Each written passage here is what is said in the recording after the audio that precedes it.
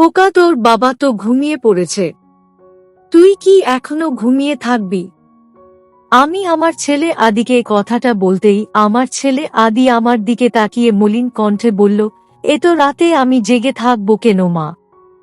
আপনিও ঘুমিয়ে পড়ুন। আমি আমার ছেলে আদির কথাটা শুনে মুচকি হেসে বললাম, আরে পাগল ছেলে, আজ সকালে তো মহালয়া। মহালয়া শুনবি না বুঝি? তাছাড়া তোর বাবা তো ঘুমিয়ে পড়ল, এখন কি আমি একা জেগে থাকব? আমার কথাটা শেষ হতেই আমার ছেলে আদি বিছানায় উঠে বসে পড়ল। আমার ছেলে আদি বসে পড়ে আমার দিকে তাকিয়ে বলল, মা সত্যি বাবা ঘুমিয়ে পড়েছে? আমি মুচকি হেসে জবাব দিলাম, হ্যাঁ খোকা, ঘুমিয়ে পড়েছে। এখন আর কোনো ভয় নেই তোর। আমার কথাটা শেষ হতেই আমার ছেলে আদি ভীষণ খুশি হয়ে গেল। আমি আমার ছেলে আদিকে খুশি দেখে তার দিকে খানিক এগিয়ে বসলাম।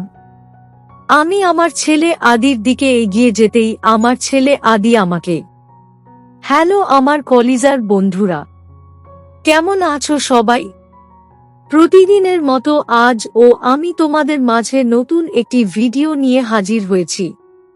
আজ আমি তোমাদের বলবো আমার নিজের আপন ছেলের সাথে আমার জীবনের আরও একটি অসাধারণ সত্যি গল্প। আমি জানি এমন গল্প হয়তো তোমরা এর আগে কখনো শোনোনি। আমি শতভাগ সিওর হয়ে বলতে পারি আজকের ভিডিওটা দেখার পর তোমাদের জল আসবে। তাই তোমাদের অনুরোধ করছি সম্পূর্ণ ভিডিওটি দেখার। তো বেশি কথা না বলে চলো গল্প ফিরে যাই। আমি রাখি। আমি একজন ৩৮ বছর বয়সী বিবাহিত নারী। আমার স্বামী পেশায় একজন ব্যাংকার। আমার এক ছেলে সন্তান আছে। আমার ছেলের নাম আদি। আমার ছেলে আদি বর্তমানে পড়াশোনা করে। আমি আমার স্বামী ও সন্তান নিয়ে শহরে থাকি। আমার স্বামী মূলত একটি সরকারি ব্যাংকে চাকুরি করেন। আর এই কারণেই আমার বাবা মা আমার সাথে ওনার বিয়ে ঠিক করেন।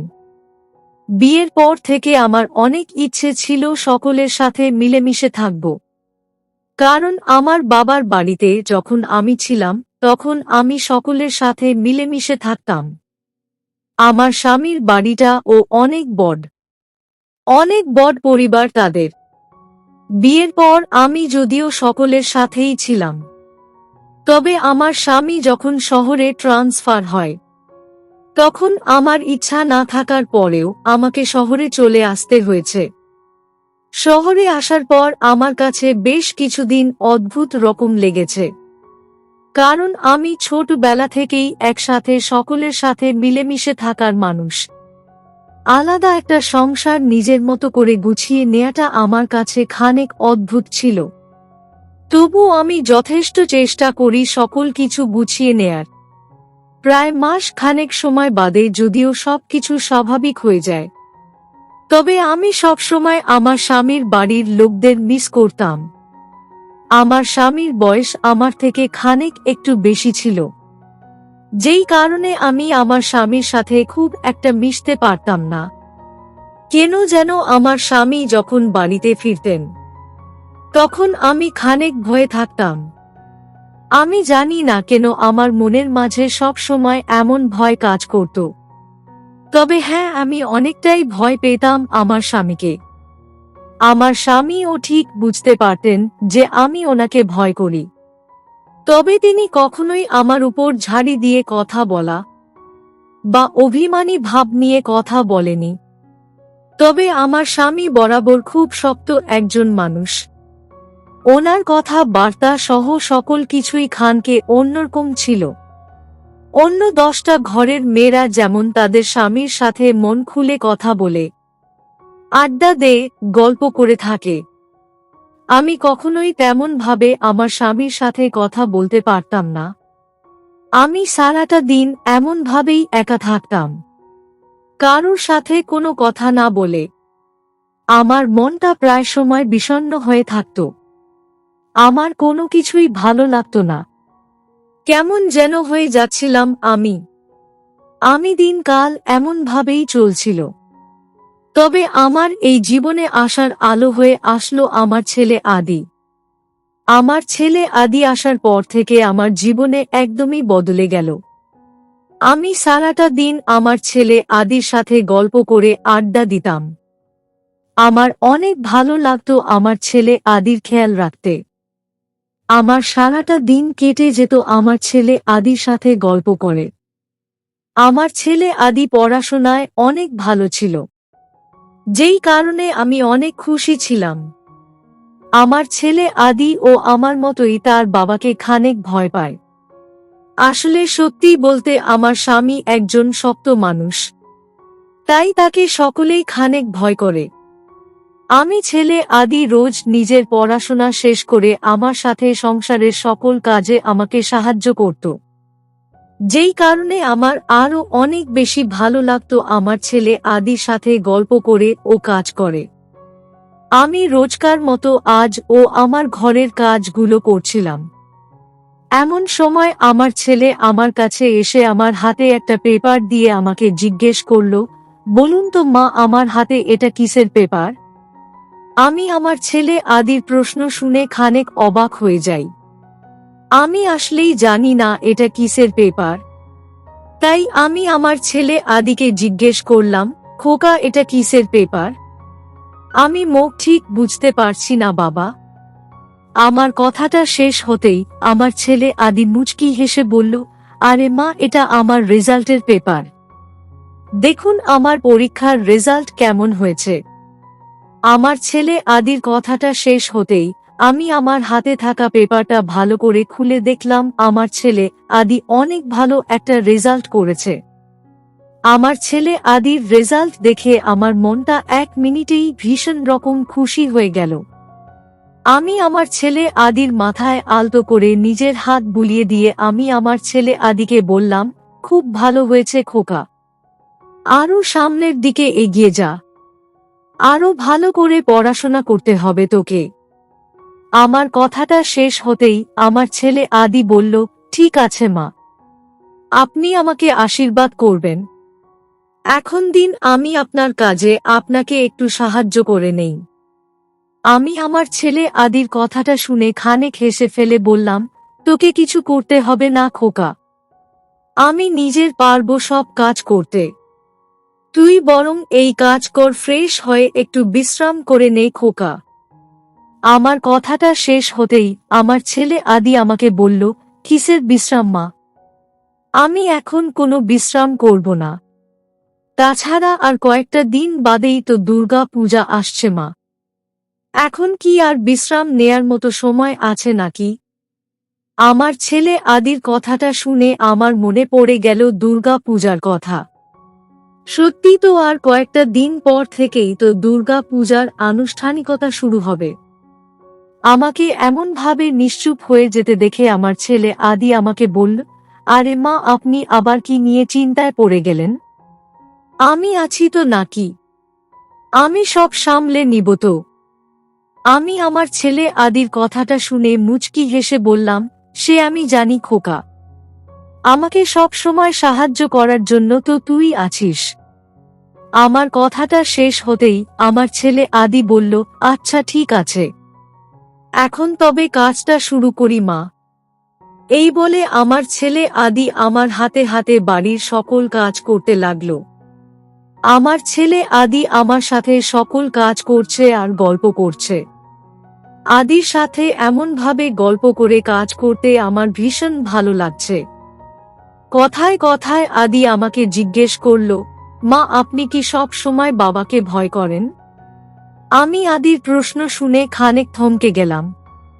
এই ছেলেটা মাঝে মাঝে এমন সব প্রশ্ন করে যে প্রশ্নের উত্তর দিতে গিয়ে আমাকে নিশ্চুপ হয়ে থাকতে হয়। আমি খানিক সময় নিশ্চুপ থেকে আমার ছেলে আদির দিকে তাকিয়ে বললাম, ভয় তো অনেক আগে থেকেই করি খোকা, সেই সাথে অনেক সম্মানও করি, কিন্তু আজ হঠাৎ তুই এই প্রশ্ন কেন জিজ্ঞেস করলি খোকা? আমার প্রশ্নের জবাবে আদি আমাকে বলল, না আসলে মা, আমিও তো বাবাকে ভয় করি ভীষণ। আমার বন্ধুরা সব সময় তাদের বাবা মায়ের সাথে অনেক জায়গায় ঘুরতে চলে যায়, আবার কথা বলে আড্ডা দেয়। আমি তো সেটা পারি না। তাই জিজ্ঞেস করলাম আপনাকে। আমি আমার ছেলে আদির প্রশ্নটা শুনে একটা দীর্ঘশ্বাস ফেললাম। আমি দীর্ঘশ্বাস ফেলে আদিকে বললাম, খোকা, এই জীবনের সকলের সকল ইচ্ছে পূরণ হয় না। কিছু কিছু ইচ্ছেকে এমনি যেতে দিতে হয়। তাছাড়া তোর সাথে গল্প করার জন্য, কথা বলার জন্য আমি আছি তো। বাবাকে কেন লাগবে? আমি কথাটা শেষ করতেই আমার ছেলে আদির মাথায় আলতো করে নিজের হাতটা রেখে হাত বুলিয়ে দিলাম। সত্যি আজ কেন যেন আমার মনে হচ্ছে আমি আসলেই এই দুনিয়ায় বড্ড অসহায় একজন মানুষ। আমি আমার ছেলে আদির সাথে বেশ খানকে সময় কথা বললাম, অতঃপর আমরা চলে গেলাম দুপুরের খাবার খেয়ে নিতে। আমার ছেলে আদি আবার আমাকে ছাড়া দুপুরের খাবার একদমই খেতে পারে না। তাই আমি আর আমার ছেলে আদি একসাথে দুপুরের খাবার খেয়ে নিয়ে নিজেদের ঘরে চলে আসলাম। আমি নিজের ঘরে ফিরে এসে খানেক সময় বিশ্রাম নিয়ে নিলাম। বিকেলের দিকে আমি আর আমার ছেলে আদি আমাদের বসার ঘরে বসে সিরিয়াল দেখছিলাম। সিরিয়াল দেখার এক পর্যায়ে আমি খেয়াল করলাম আমার ছেলে আদি আমার দিকে তাকিয়ে আছে। আমি যদিও বিষয়টা সাধারণভাবে নিয়ে আমার ছেলে আদির দিকে তেমন একটা খেয়াল করলাম না, কিন্তু বেশ কিছু সময় আদি আমার দিকে এমনভাবে তাকিয়ে থাকতেই আমার মনের মাঝে কেমন যেন করে উঠল। আমি আমার ছেলে আদির দিকে তাকিয়ে আদিকে বললাম, খোকা, তুই আমার দিকে এমনভাবে তাকিয়ে আছিস কেন? আমাকে কিছু বলতে চাইছিস নাকি? আমার প্রশ্নের জবাবে আমার ছেলে আদি খানেক মুচকি হেসে ফেলে আমাকে বলল, আসলে মা, তেমন কিছু তো নয়। তবে বলতে চাইছিলাম, আগামীকাল সকালে তো মহালয়া শুরু হবে। মহালয়ার সকালে কি আপনি উঠবেন ঘুম থেকে? আমি আমার পাগল ছেলের কথা শুনে কি বলবো ভেবে পাচ্ছি না। আমি আবার মুচকি হেসে আমার ছেলে আদিকে বললাম, সকাল সকাল তো উঠব না খোকা, কিন্তু যদি সারা রাত যদি জেগে থাকি তাহলে কেমন হবে? আমার কথাটা শুনতেই আমার ছেলে আদি ভীষণ রকম খুশি হয়ে গেল। তবে এই খুশিটা বেশি সময় ধরে আমার ছেলে দিল মুখে ছিল না। আমার ছেলে আদি আচমকা হাসি বন্ধ করে আমাকে বলল, কিন্তু মা, বাবা ও তো জেগে থাকবে। আমরা রাত জেগে থাকলে তো বাবা কথা শোনাবে। আমি আদির কথাটা শুনে বললাম, আরে খোকা, তুই এসব নিয়ে চিন্তা করিস না তো। তোর বাবার কাছে সব থেকে বেশি গুরুত্বপূর্ণ হলো তার ঘুম। আমার কথাটা শেষ হতেই আদি আবার হাসতে শুরু করল। আমি আমার ছেলে আদির মুখে হাসি দেখে নিজের মনের মাঝে বেশ খানকে প্রশান্তি অনুভব করছি। সত্যি বলতে পিতা মাতার কাছে তাদের সন্তানের খুশির থেকে বড় আর কিছু হয় না। আমি আর আমার ছেলে আদি বেশ খানেক সময় সিরিয়াল দেখার পর আমি আমার ঘরে চলে গেলাম। আর আমার ছেলে আদি চলে গেল তার ঘরে পড়াশোনা করার জন্য। রাতের দিকে আমার স্বামী একদম নির্দিষ্ট সময়ে বাড়িতে ফিরে আসলেন। আমার স্বামী বাড়ি ফিরে আসতেই যেন সম্পূর্ণ বাড়িটা একদম শান্ত হয়ে গেল। আশেপাশে যেন কোনো শব্দ নেই। আমার স্বামী বাড়ি ফিরতেই আমি তাকে রাতের খাবার খেতে দিলাম। আমি আমার স্বামীকে রাতের খাবার দিতেই তিনি নিশ্চুপ থেকে খাবার খেয়ে নিলেন। খাবার খাওয়া শেষ করে উনি ওনার ঘরের দিকে চলে গেলেন। আমার স্বামী তার ঘরের দিকে চলে যাওয়ার পর আমি আর আমার ছেলে আদি একসাথে বসে রাতের খাবার খেয়ে নিলাম। আমার ছেলে আদি রাতের খাবার খেয়ে নিয়ে তার ঘরের দিকে চলে গেল। আমিও আমার ঘরে ফিরে এসে আমার স্বামীকে জিজ্ঞেস করলাম, আগামীকাল তো মহালয়া, আপনাকে কি সকালে ডেকে দিব, নাকি আপনি রাত জেগে একটু অপেক্ষা করবেন? আমার প্রশ্নের জবাবে আমার স্বামী শান্ত গলায় বললেন, আমাকে সকালে ডেকে দিলেই হবে। আমি রাত জেগে থাকতে পারবো না। আমি আমার স্বামীর কথার বিপরীতে কোনো শব্দ করলাম না। আমি ঘরের আলো বন্ধ করে দিয়ে বাহিরে চলে আসলাম। আমি আমার ঘরের বাহিরে চলে এসে বেশ খানেক সময় অপেক্ষা করলাম। এভাবে একা একা বসে থাকতে আমার একদমই ভালো লাগছে না। আমি প্রায় ঘন্টা খানেক সময় বসে থাকার পর আমি আমার ছেলে আদিকে ডেকে দিতে চলে গেলাম আমার ছেলে আদির ঘরের দিকে। আমি আমার ছেলে আদির ঘরে আসতেই দেখতে পেলাম আমার ছেলে আদি ঘুমিয়ে আছে। আদিকে ঘুমিয়ে থাকতে দেখে আমি মুচকি একটা হাসি দিয়ে চলে গেলাম আমার ছেলের কাছে। আমি আমার ছেলে আদির পাশে গিয়ে আদিকে ডেকে দিয়ে বললাম, খোকা, তোর বাবা তো ঘুমিয়ে পড়েছে, তুই কি এখনো ঘুমিয়ে থাকবি? আমি আমার ছেলে আদিকে কথাটা বলতেই আমার ছেলে আদি আমার দিকে তাকিয়ে মলিন কণ্ঠে বলল, এত রাতে আমি জেগে থাকবো কেন মা? আপনিও ঘুমিয়ে পড়ুন। আমি আমার ছেলে আদির কথাটা শুনে মুচকি হেসে বললাম, আরে পাগল ছেলে, আজ সকালে তো মহালয়া শুনবি না বুঝি? তাছাড়া তোর বাবা তো ঘুমিয়ে পড়ল, এখন কি আমি একা জেগে থাকব? আমার কথাটা শেষ হতেই আমার ছেলে আদি বিছানায় উঠে বসে পড়ল। আমার ছেলে আদি বসে পড়ে আমার দিকে তাকিয়ে বলল, মা, সত্যি বাবা ঘুমিয়ে পড়েছে?